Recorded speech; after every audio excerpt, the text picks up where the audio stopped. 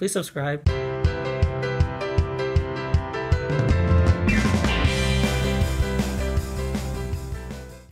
YouTube, so we're back from Vegas, and David is top 8 regionals. He's top 8 YGO day, and now topping 8 Las Vegas back to back. And have you anything to say? As you guys saw, my deck profile for Yu-Gi-Oh! Day was Burning Abyss. This one's more or less kind of the same. I just made a couple of changes and a couple of big ones, and I'll mainly be discussing my reasoning for the big changes. If there's anything else you have questions about, look at the old video or just comment below. But start with your matchups? Or? Oh yeah, sure. I want to start my matchups. First round was Chaos Dragons. I 20'd him. He was a good guy. He was just didn't have money for a meta deck, but we had a good time dueling. Round 2 was Hieratic Rulers. This guy was really good, and he said, you know, he was just playing Hieratic for fun. He already got his invite, and he was just kind of wanting to have a good time to try to win the to match top 8. We ended up going to game 3. That one was a pretty brutal matchup. I have to say, he did pretty well. Brought out 5-headed dragon on me, but I was able to Nightmare Shark Acid Golem for game. Round 3 was Heroes. Unfortunately, the guy drew brick twice in a row, so I 20'd him for free. Felt really bad. The guy was really salty, but you know, I was just apologetic the whole time. Round 4 I had a mirror. I had the pleasure and the displeasure of going against a friend of mine from a local at Card Rush, the local OC player, Iraman.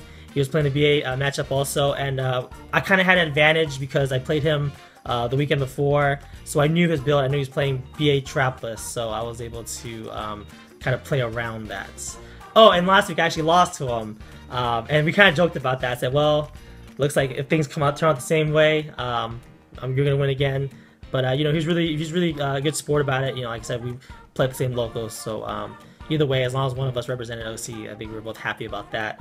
Round 5, I played Qliphort. This is my first loss. The guy was really good, really nice guy, and honestly, he just drew all of his sides. I got round 1, and then games 2 and 3, he just had Shadow Imprisoning Mirror, and once that's up on the board, I had to draw Mystical, Space Typhoon, or I lose. And especially against Shaddolls, against Qliphort, you know, it's by game 2. If I don't draw that 6th card, if it's not Mystical Space, I lose. Also, shout out to Team Cloud. It was a Team Cloud member.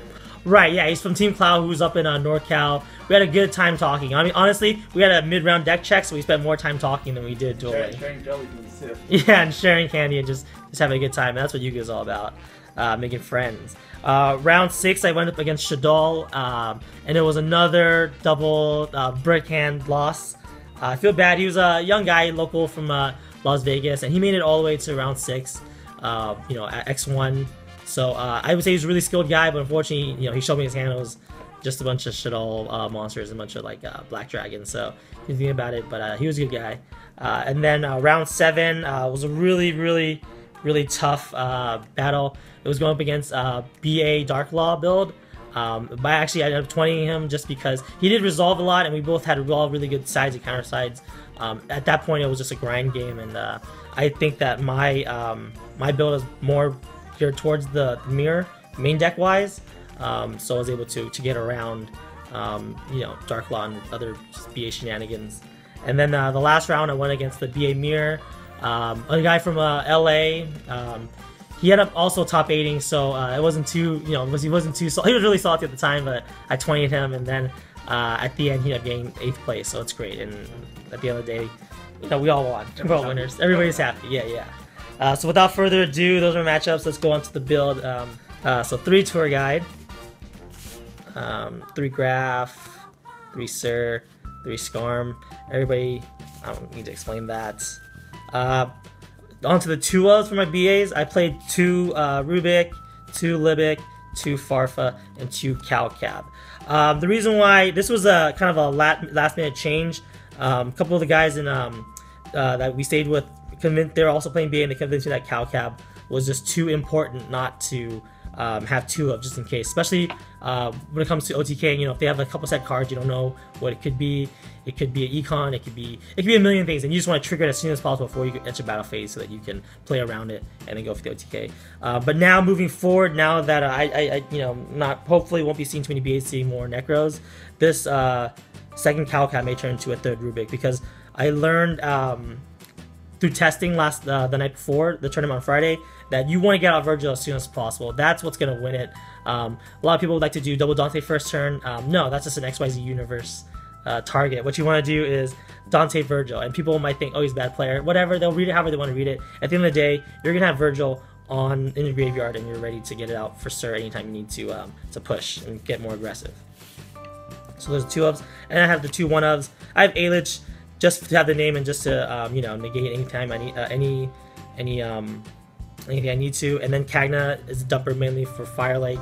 The idea behind Fire Lake is it's great if you open it, because then you can set up the 2 Dantes and set Fire Lake, and your opponent basically doesn't have a first turn. You know, his first turn is not going to amount for anything. But if you don't open it, you don't want to draw into it later on. So Kagna will just dump Fire Lake in. If you need it, you can always search it out with Dante, but usually you don't. Usually Fire Lake in there. And then you have to draw into it. Onto the spell lineups. This is 3 Mystical Safe Typhoons, probably the best spell in the whole deck. And then 3 Econs. I haven't been main decking Econs. I used to side deck it, but now, you know, after testing it, and you know, Isala told me, you know, that this card just tantamount to winning, and I agree now, definitely. I'm glad I put these in.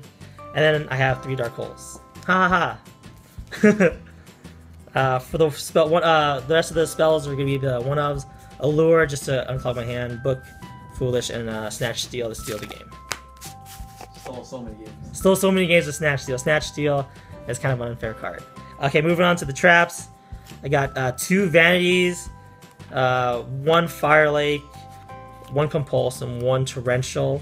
I'm really happy with this trap ratio. Vanities always is one that you want to just have to begin with, and then Torrential and Compulse. Compulse, as soon as you see them normal, no matter what the deck is, you Compulse it, and it kind of just ruins their play. And then Torrential is just to stop Qliphorts. Moving on to the extra deck. This is pretty much unchanged, just the 3 Dantes and 2 Virgils, 2 Downards, 2 Nightmare Shark, 2 Acid Golem, same reasoning as before. Always want to be prepared just in case they have an out. And then for the 1-ofs, I got 1 Leviathan Dragon, easy out to Darklaw, 1 Ghostly Alucard, just in case if you have the resources, go ahead and pop that last set back row. Same idea between Cow Cab. Or if they have 2 back rows, you make this with the Cow Cab, and then you detach Ghostly Alucard 1 and then Cow Cab the other. Tempo against Constellar, so to just, you know, make sure, or Satellar, so that they run out of material as quickly as possible. And then 1 Gaia Charger, just in case I was able to econ into their diamond, or snatch the other diamond, and then you overlay it over and take their diamond, and don't have to worry about that piece of shit card anymore. Alright, and then last is the side, and this side is very controversial.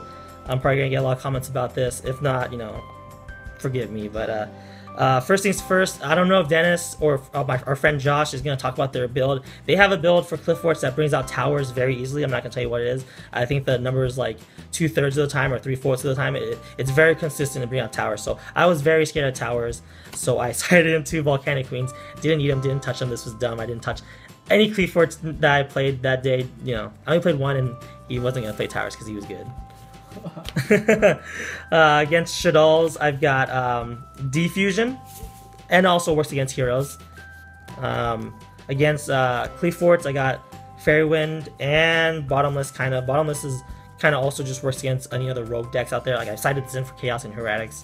Actually, want me to gain for Hieratics. It helped me get that last monster for the OTK push, and then the rest is for BAs. Flying Sea, Ojometry already knows this. This is my kind of favorite secret tech of the week, of the weekend. Double Trap Hole. Ever since I saw this card, I saw a lot of potential with it, just because I play BA and I know that almost every time I special summon defense. And lo and behold, this weekend, that's pretty much what everyone was doing. Everybody was special summoning in defense, and they didn't know what this card does because no one's talking about it. This basically is a trap hole, a bottomless trap hole, but as long as they special summon defense, you can banish it. And these two, this helped me win the last round. I had 2 set. I thought I was doomed because, you know, this was 2 of the opening cards I drew, and that means I only had 3 cards make a hand. But the guy ended up effective special Rubik, total trap hole. Later on, he surged the Rubik, and I double trapped, or he graphed a Rubik, and then I double trapped him, and then he had no play, and that was a wrap.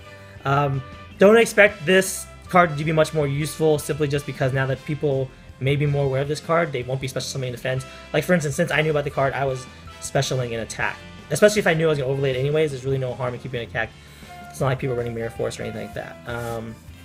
But yeah, that's what I had for the mirror, and that's pretty much going to do it. Just want to say that I had a really great weekend, and everyone that I dueled, you know, whether it was they bricked or whether they we had a really good tough battle. It was a really good time. For once, I left the event and I thought everybody I played today was pretty cool, really nice. I didn't leave thinking like that guy was a jerk or that guy was mean. Las Vegas is full of a lot of really nice people. I know half of them are from LA, but because they're in Las Vegas, I feel like they're in a better mood because it's not like I got home turf to protect. It's more just like I'm on vacation. Everybody from LA was on vacation, and that was nice. And that's pretty funny. Top 8, everyone's from LA. Oh yeah, forgot to mention. Yeah, so yeah, out of the top 8, 7 were from Southern California, LA, OC, and then Empire, and then one of them was from Arizona. Number 1. I think that deck profile is on our buddy Simo's page. Shout out to Shiba Simo, by the way. He was an excellent host, and he showed us around Las Vegas in his town, and he was kind of just introducing a lot of people to you because he's kind of like a local Yu-Gi-Oh celebrity there. So that's pretty cool. So again, that's my deck profile. Not really be changing up soon until I find out more about Necros and what to side against them. But look out for that later on. If you have any questions, definitely comment below, and I'll try my best to answer them. Alright, YouTube, that's pretty much it. If you have any questions for David, like you said, ask down below, and that's it. There's YouTube. Bye. Thanks for watching.